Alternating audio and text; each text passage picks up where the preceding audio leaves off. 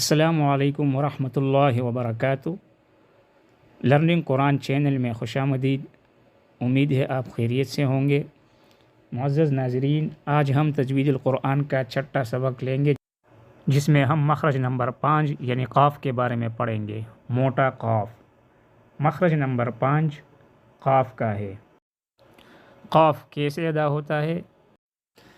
لحاظ یعنی کوے کے متصل زبان کی جڑ جبکہ اوپر کے تالو سے ٹکرائے سختی کے ساتھ، اس سے قاف ادا ہوتا ہے۔ یعنی زبان کی جڑ حلق کی طرف زبان کی جڑ جب لحاظ یعنی اوپر کوے کے متصل تالو سے سختی سے لگ جائے، اس سے قاف ادا ہوتا ہے۔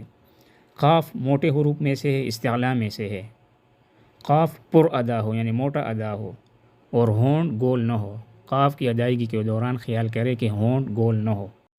آئیے قاف کی مشق کرتے ہیں۔ قاف قاف قاف۔ قاف کو زبر زیر پیش کے ساتھ کیسے ادا کریں گے؟ قاف کو زبر زیر پیش کے ساتھ یوں ادا کریں گے: قاف زبر قا، قاف زیر قی، قاف پیش قو، قا قی قو۔ موٹا اور سخت آواز سے ادا ہو: قا قی قو۔ استعلاء اور شدت کی وجہ سے اس میں صفت استعلاء اور شدت ہے۔ قا قی قو۔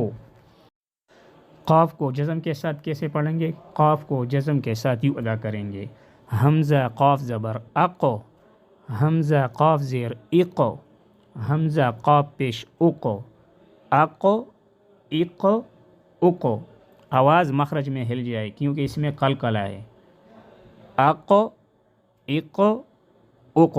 قاف جب ساکن ہو اس میں قلقلہ ہوتا ہے، جنبش حرکت جیسا۔ اق اق اق۔ قاف کو شد کے ساتھ کیسے پڑھیں گے؟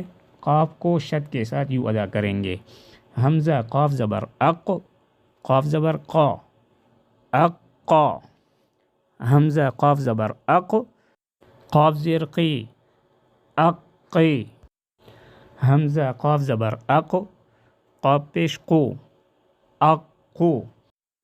شدت کی وجہ سے آواز بند ہو کر پھر جاری ہو۔ یہ تھا 5واں مخرج قاف کا، جو کہ زبان کی جڑ اوپر تالو کے ساتھ سختی سے لگ جائے۔ قاف قاف قاف۔ چھٹا مخرج انشاءاللہ آئندہ ویڈیو میں پڑھیں گے۔ السلام علیکم ورحمۃ اللہ وبرکاتہ۔